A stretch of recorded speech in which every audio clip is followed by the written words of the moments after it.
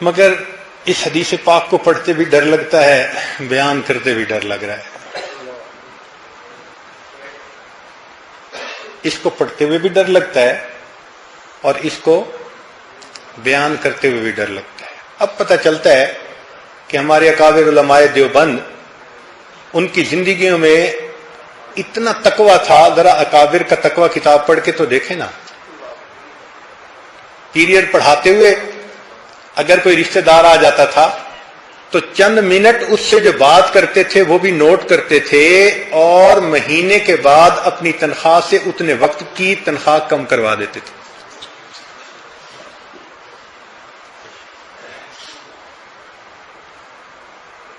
یہ اس لیے تھا کہ ان کو معرفت تھی اس بات کی کہ پرہیزگاری کا اللہ کے ہاں کیا رتبہ ہے، کیا درجہ ہے۔ بہت محتاط تھے۔ چنانچہ یہ حدیث مبارکہ انس رضی اللہ تعالیٰ عنہ نے روایت کی کہ نبی علیہ الصلوۃ والسلام نے ارشاد فرمایا، من لم یکن لہ ورع یسدہ معصیۃ اللہ اذا خلا، جس بندے کے پاس اتنی ورع نہ ہو جو اس کو تنہائی میں گناہ سے روک دے، جس بندے کے پاس اتنی پرہیزگاری نہ ہو کہ وہ پرہیزگاری اس کو تنہائی میں گناہ سے روک دے، فرمایا من لم یکن لہ ورع یسدہ معصیۃ اللہ اذا خلا لم یعب اللہ بشیء من عملہ، اللہ کو اس کے کسی عمل کی کوئی ضرورت نہیں۔ جس بندے میں اتنی پرہیزگاری نہیں کہ وہ تنہائی میں گناہ سے بچ سکے، اب جلوت میں کیے ہوئے اس کے کسی عمل کی اللہ کو کوئی ضرورت نہیں۔ ایسے لگتا ہے کہ جلوت کے عمل منہ پہ مار دیں گے اگر خلوت میں اس بندے کے اندر خوف خدا نہیں ہوگا۔ اب یہ حدیث مبارکہ جب پڑھتے ہیں نا تو ڈر لگتا ہے۔ سوچئے، اللہ اکبر، درنگی چھوڑ دے، یک رنگ ہو جا، سراسر موم ہو جا، یسن، اللہ تعالیٰ فرما دیں گے یہ عمل تو نے میرے لیے نہیں کیے تھے، یہ بندوں کے لیے کیے تھے۔ تیرا معبود میں نہیں تھا، تیرا معبود بندے تھے، ان کو پوجتا تھا، اپنے نفس کو پوجتا تھا۔ اگر تم مجھ سے ڈرتا ہوتا تو تنہائی میں بھی گناہوں سے بچتا۔ اس لیے علماء نے لکھا ہے کہ دو صراط ہیں، ایک دنیا میں ہے، ایک آخرت میں ہے۔ جو دنیا میں صراط ہے اس کو ہم صراط مستقیم کہتے ہیں، جس کی دعا مانگتے ہیں اہدنا الصراط المستقیم۔ قرآن مجید میں اللہ فرماتے ہیں ھذا صراط مستقیم۔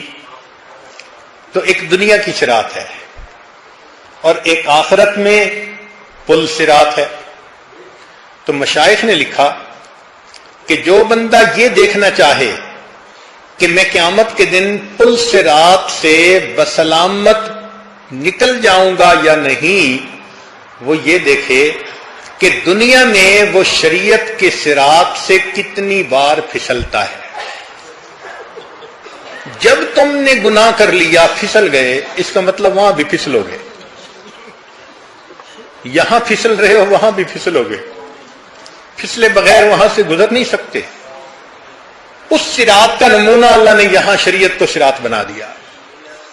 اے میرے بندے، یہاں استقامت کے ساتھ شریعت پر جمے رہو گے تو پل صراط سے بھی آسانی سے گزر جاؤ گے، اور اگر یہاں قدم قدم پہ شیطان پھسلاتا رہے گا تو پھر پل صراط سے گزرتے ہوئے بھی پھسلتے رہو گے۔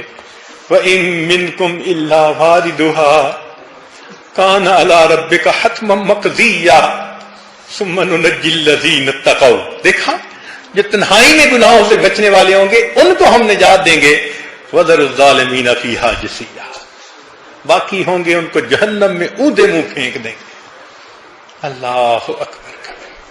پھر اس دن کی ذلت انسان برداشت نہیں کر سکے گا. اس لیے شیخ عبد القادر جیلانی رحمۃ اللہ علیہ اللہ سے دعا مانگتے رہے، اے اللہ میری توبہ قبول فرما لیجئے، قبول فرما لیجئے، قبول فرما لیجئے. اور پھر بالآخر یہ دعا کہنے لگے، اے اللہ اگر آپ نے فیصلہ کر لیا میری توبہ کو قبول نہیں کرنا، اللہ پھر قیامت کے دن مجھے اندھا کھڑا کر دینا تاکہ تیرے نیک لوگوں کے سامنے مجھے شرمندگی نہ ہو. اللہ اگر آپ نے توبہ کو قبول نہیں کرنا تو پھر قیامت کے دن مجھے اندھا کھڑا کر دینا تاکہ تیرے اہل اللہ مشائخ اللہ ان کے سامنے مجھے قیامت کے دن شرمندگی نہ ہو. اللہ اکبر. اس لیے علامہ اقبال نے کہا، تو غنی اظہر دو عالم من فقیر. اللہ تو دو عالم سے غنی ہے، میں فقیر ہوں. روز محشر عذرہائے من پذیر. اللہ قیامت کے دن میرے عذروں کو قبول فرما لینا. گر تمہیں بینی حسابم نہ گزیر.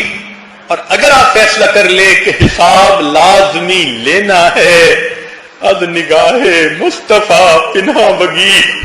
اللہ مصطفیٰ کریم سے میرا حساب اچھل لینا، مجھے کالی کملی والے کے سامنے شرمندگی نہ ہو. مجھے آقا یہ نہ کہے تو نے میرے آنسوؤں کی قدر نہ کی، میں راتوں کو دعائیں مانگتا تھا تو نے میری آہوں کی